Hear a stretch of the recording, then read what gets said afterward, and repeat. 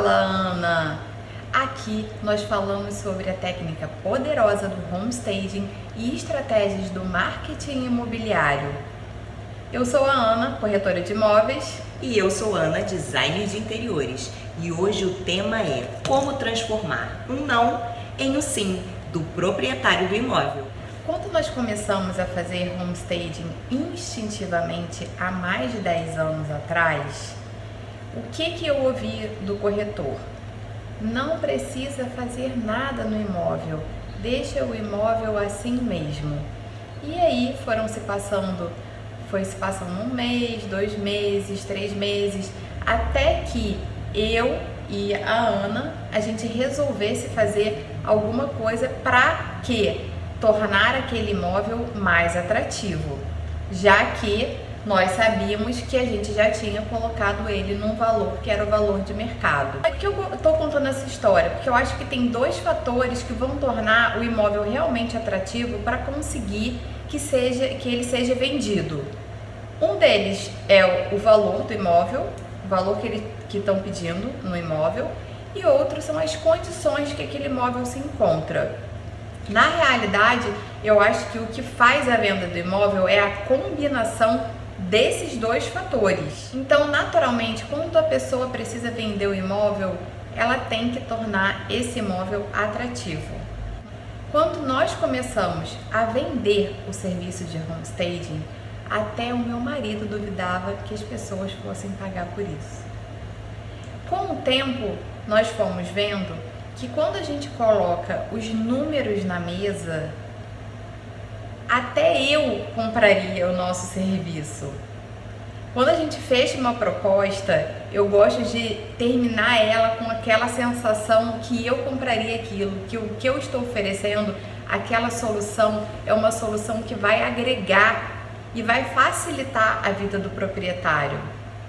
Então, o que a gente foi vendo é que tinha alguns números que realmente faziam muito sentido para que a gente fosse conseguir um sim do proprietário para o serviço de homestaging. Certo, Ana? Certíssimo. E é sobre isso que nós vamos falar aqui hoje. Ana, na sua opinião, qual é o ponto que o cliente, o proprietário, ele está pronto para o homestaging? Bem, transformar um não em um sim vai depender muito de que nível aquele cliente está de consciência do serviço do homestaging. Então a gente tem, na verdade, vamos dividir assim, em 2 tipos. O cliente consciente, que ele já viu vários programas, ele já sabe que isso funciona no mercado americano ou até europeu, já teve alguma experiência, assim, alguém já falou para ele e já sabe mais ou menos como funciona. Ele tem consciência do imóvel dele, do estado que ele está, nível de deteriorização, de se está antiquado ou não, na questão estética, né? Então ele já é um cliente mais consciente. E tem o cliente que é o cliente ateu do staging. Ele acha que programa de televisão é tudo montagem, aquilo ali é tudo combinado, aquilo ali não funciona, o imóvel vende por si só. Ele é cheio de não na cabeça. Então a gente tem que trabalhar esses 2 clientes de formas diferentes. Tem um que está mais pronto para comprar o serviço do homestaging e o outro que a gente tem que educá-lo, né? Da mesma forma que ele sabe que o carro dele, né, ele faz uma revisão, não vai fazer uma revisão daqui a 20 anos, ele vai ter consciência de que o imóvel dele também precisa de revisão, porque não foi feita nenhuma revisão em 20, 30 anos. Então, isso é importante e a gente vai conseguir, através de prova e números, mostrar para ele que realmente o staging funciona.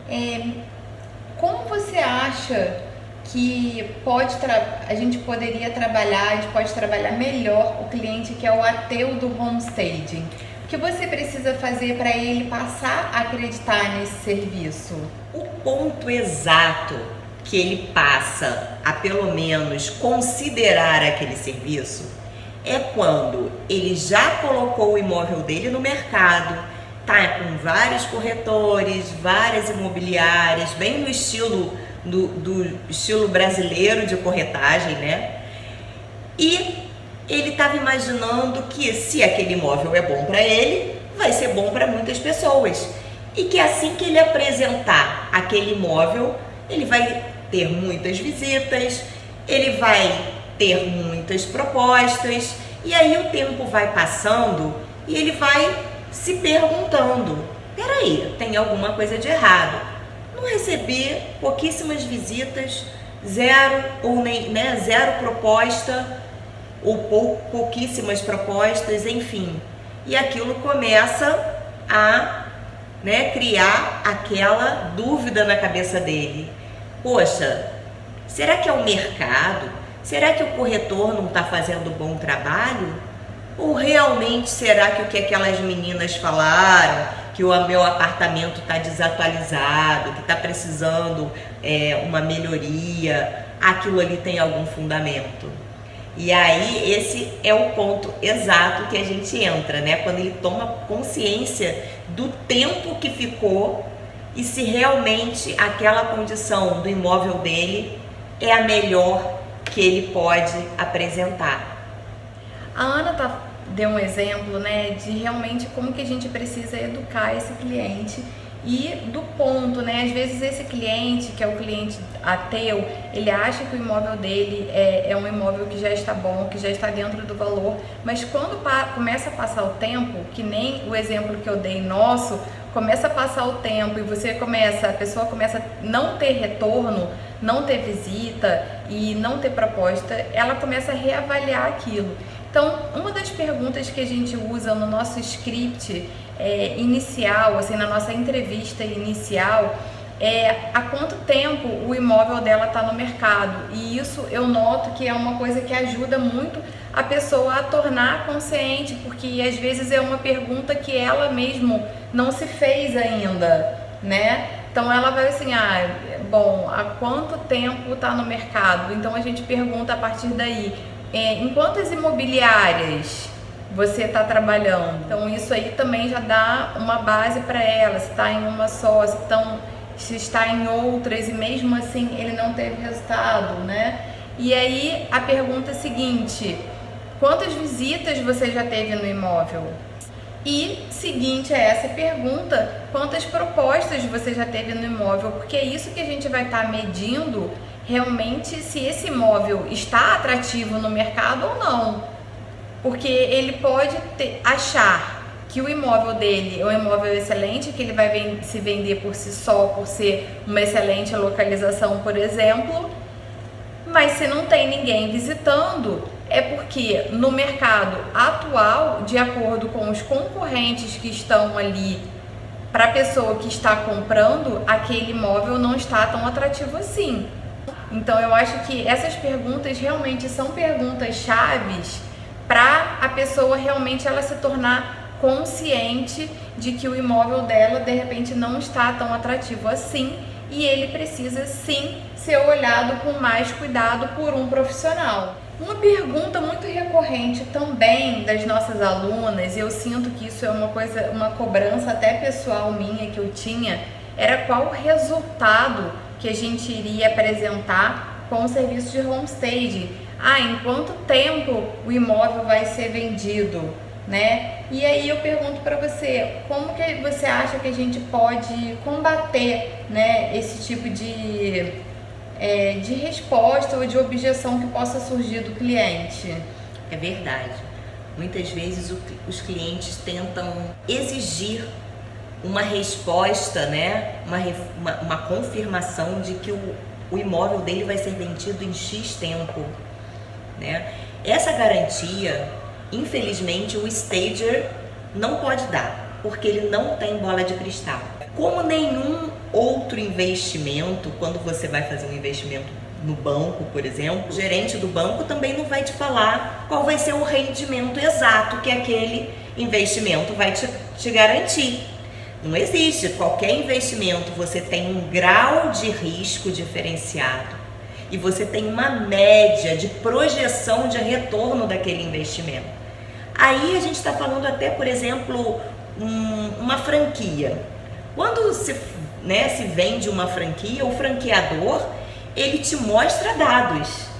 Ele não te garante que você vai ter o retorno daquele investimento em X tempo, aquele negócio vai prosperar. Esse tipo de resposta realmente ninguém pode dar. E a gente, como stager, também não tem como garantir esse tipo de resposta. Mas a gente pode garantir essa objeção, né, dessa forma, da mesma forma que eu estou explicando aqui. Além de mostrar resultados de casos. Eu acho que assim, o melhor é realmente a pessoa ver que funcionou com imóveis similares, funcionou naquela região, e ele vê a diferença que é você demonstrar um imóvel, o antes e o depois, né? O imóvel estava assim e as fotos foram feitas assim. Nossa, como ficou incrível, nossa, como melhorou, caramba, parece um outro imóvel. Eu acho que essa sensação é que faz com que desperte esse desejo e inclusive ele entenda que essa garantia ninguém pode dar, mas que com certeza é um trabalho que funciona não só no mercado americano como europeu. O período que mais se desenvolveu o homestaging foi no período da crise, que é uma outra objeção dele, quer dizer, na verdade são as desculpas que ele usa para não fazer o trabalho, como se a crise ou o trabalho que o corretor esteja fazendo seja o culpado do imóvel dele não ter essas propostas, né? Não ter essa visitação que vai culminar nessa proposta. Então, isso tudo vai implicar e vai conscientizar ele de que realmente isso funciona. Existe aí, então, você vai combater a objeção dele no fato dele querer que você assuma um compromisso, né, de quanto tempo que vai ser vendido, que a gente já aprendeu que a gente não tem como se responsabilizar por isso, mas uma das formas da gente combater essa objeção é inclusive dando esse exemplo das franquias, né? Que a pessoa pode fazer um investimento de 500 mil e ela não sabe se ela vai ter o retorno daqui a 3, 4 anos daquele valor. Não existe essa garantia, mas existe uma probabilidade dentro do staging que são números que a gente pode usar, certo? Certo. Eu acho que o stager ele tem que estar muito embasado com esses dados, né? Mesmo que não sejam do nosso mercado, porque realmente é uma coisa muito recente, é um trabalho bem recente e a gente não tem essa bagagem, né? Então a gente pode se beneficiar dos dados, principalmente do mercado americano. Eles tudo fazem muitas pesquisas e isso ajuda muito na hora de colocar esses números do staging na mesa. Inclusive através, né, de outros exemplos. Às vezes acontece algumas alunas que ainda não têm exemplos próprios, tá? Elas têm essa dúvida, poxa, essa na verdade eu acho que é mais do que uma dúvida, é uma insegurança, né, que às vezes até pode ser percebida pelo cliente, que eu não tenho um exemplo meu. E o que você acha que essas alunas podem fazer nesses casos? Ou essas stagers que estejam assistindo a gente e que elas ainda não têm muitos casos próprios para contar? É muito recorrente isso, porque é um mercado muito novo, né? E as pessoas que estão ingressando, elas ficam sem esses casos próprios para demonstrar como uma forma de matar essas objeções, né? De mostrar realmente que o staging funciona. Mas a dica que a gente dá use os exemplos dos outros para você. Não é que aquilo não aconteceu, aquilo não é um caso teu, não é um projeto teu que não pode ser demonstrado como um exemplo de uma prova de um resultado bem sucedido. Então, assim, ver outros trabalhos de outras equipes de staging, acompanhando, né, tá sempre antenado com esse mercado, no mercado imobiliário mesmo, várias publicações trazem esses cases, né? Então, você ter isso na manga, né, você saber os dados, eu acho que um dado muito importante que a gente se utiliza é que mais de 60% das pessoas preferem um imóvel pronto.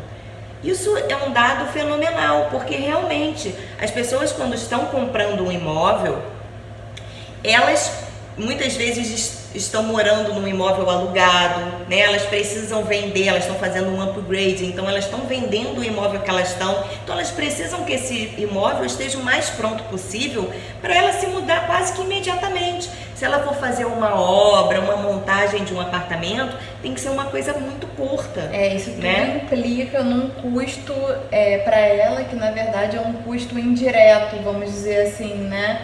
Porque ela ainda vai ter que gastar com moradia. E muitas pessoas, né, ou ela está pagando o aluguel ainda, né, ela está saindo do aluguel para o primeiro imóvel próprio, ou mesmo nos casos que ela está fazendo um upgrade, ela também precisa de vender esse imóvel para poder pagar o outro. Então, sempre esse timing, esse tempo é algo muito importante que as pessoas consideram, né? Para poder fazer esse upgrade, para poder fazer uma aquisição.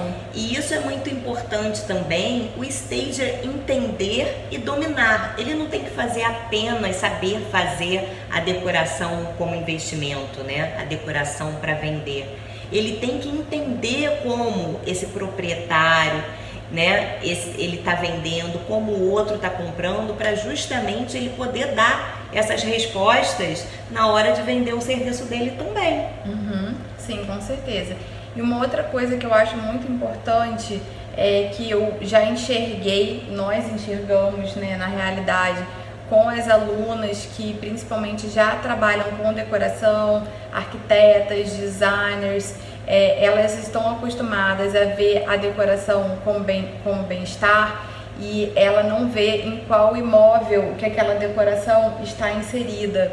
Então, começar a ter esse olhar também eu acho que é uma coisa muito importante.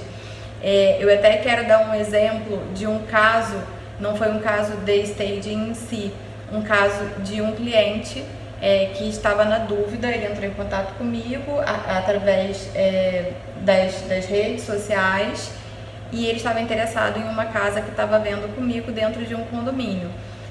Sendo que quase em frente a esse condomínio tinha um outro condomínio, tá? Então eu vou falar valores aproximados para vocês conseguirem mensurar isso. Uma casa estava à venda por 1 milhão e a outra casa, que é a casa que ele estava vendo comigo, estava à venda por 1,5 milhão. E essas casas tinham a mesma quantidade de quartos, tanto uma quanto outra tinham 4 quartos, então elas estavam muito assim, elas eram muito similares, né, no sentido do que elas iriam proporcionar para o cliente em termos de espaço. E ele justificou comigo que se ele quisesse colocar a casa de 1 milhão no padrão de revestimentos e tudo da casa de 1,5 milhão, que ele com 500 mil ele ia conseguir fazer muita coisa, ele ia fazer até muito melhor do que a casa de 1,5 milhão estava nas condições que ela estava. E aí eu falei com ele o seguinte, eu falei, olha, você pode até vir a fazer essa escolha, mas tome muito cuidado com o tipo de benfeitoria que você vai estar fazendo nessa propriedade, porque se você investir 500 mil nessa casa e você precisar vendê-la no futuro, ela não vai chegar no patamar da casa de 1,5 milhão, porque os condomínios são condomínios diferentes, de padrões diferentes. Então, a fachada é diferente. Para você ver um exemplo de marketing, do marketing imobiliário, né, aplicado na prática, um condomínio só tinha um número e o outro tinha um nome. Então, o condomínio, e eles só se referiam àquele condomínio, né, greenhouses. Então, tinha um nome, né, e isso faz parte do marketing imobiliário. Faz parte do conceito imobiliário, né? Do conceito. Então, a fachada, o perfil dos outros vizinhos. Então, isso tudo faz parte do imóvel como um todo, né? Ele não pode ser visto como uma coisa só. Ele não é só uma caixa, né? Aquela caixa tem as suas peculiaridades, tem as suas características, só que a inserção dele, aonde ele está inserido, seja num condomínio, num bairro, naquela cidade, aquilo tudo vai dar o complemento, inclusive da precificação dele. né? Vai ser agregado, vai juntar as informações do imóvel com as informações do entorno para finalizar essa precificação. E muitas vezes a pessoa analisa apenas dentro da caixa, né? Quer dizer, sim, o imóvel em si. Sim. Nós, como stagers, nós temos que ter esse olhar também. A gente não está analisando, o nosso diagnóstico tem que ser não só do imóvel em si, das condições dele, né? Da atratividade em si dele, da melhor demonstração, mas também de onde ele está inserido, né? Porque muitas vezes ele foi comprado há 20, 30 anos atrás e aquela região, aquele bairro era totalmente diferente. Então hoje, como ele está, como se desenvolveu aquele bairro, né? O que tem nas proximidades, que tipo de comércio, que tipo de tem escolas, tem hospitais, que benefícios se tem ali naquele entorno, né? A localização é uma coisa super importante que deve ser levado também em consideração. Então, quando a gente vai fazer uma proposta, a gente está sempre debatendo isso, né? E a pessoa que não tem do lado um sócio que seja um corretor ou que seja da área imobiliária, como que essa pessoa faz? O que essa pessoa faz? Então, você buscar essas parcerias, nesse caso, é fundamental para a gente complementar o diagnóstico do staging. Por quê? Como designer, arquiteto, eu tenho uma formação. A nossa formação é a decoração como bem-estar, tá? Então, a grande diferença é que aqui a gente vai começar a pensar a decoração como investimento. Então, o custo, ele está muito mais presente, essa preocupação, né, com o custo está muito mais presente aqui do que a decoração como bem-estar. Até porque existe uma métrica, né, dentro do staging que o investimento deve ser de 1 a 7%. Então, até para propor isso, é como se fosse um pré-requisito, na realidade, a pessoa saber quanto vale aquele apartamento, ter uma avaliação daquele imóvel, né?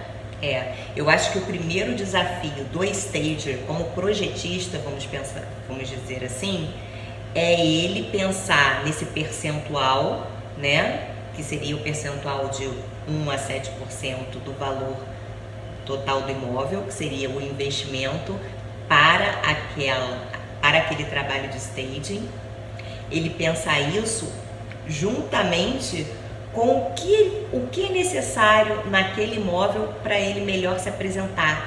Quais são os pontos fortes, o que ele pode melhorar ali, né? Então, acho que juntar isso com essa matemática e estar muito próximo do custo, você ter a criatividade, né, junto com o custo, é o primeiro desafio do stager, do projetista. Juntar a isso o conhecimento que é o conhecimento que o corretor já tem naturalmente. Então, ele tem que buscar essas informações que vão complementar e justificar a proposta de projeto dele. Daí a importância do parceiro corretor e um parceiro que atue naquela determinada região onde está inserido o imóvel. Porque muitas vezes num centro urbano nós temos muitos núcleos muito diferentes, até na mesma rua a gente tem diferenças, né? O CEP aqui e o CEP do outro lado, e tem condições diferenciadas de um lado da rua, do outro lado. E isso tem que tem que ser uma atenção muito grande do stager. E o que os stagers podem fazer para atrair essas parcerias? Para conseguir encaixar isso de forma que ele consiga obter essas informações que são cruciais dentro do trabalho de staging? Bem, não é todo mundo que dá sorte de ter uma irmã corretora, né? A gente sempre tem um colega, um amigo, um primo que é corretor. Porque igual advogado e engenheiro, tem sempre um corretor por perto. Só que muitas vezes a gente esquece dele porque não é todo dia que a gente compra e vende imóvel. Então assim, buscar pessoas de sua confiança, né? É muito importante, do seu próprio relacionamento. Pessoas que vão te dar essas informações, né? E vai ser uma troca, na verdade, porque ele vai te fornecer informações e você também vai fornecer e vai beneficiar de alguma forma o trabalho dele.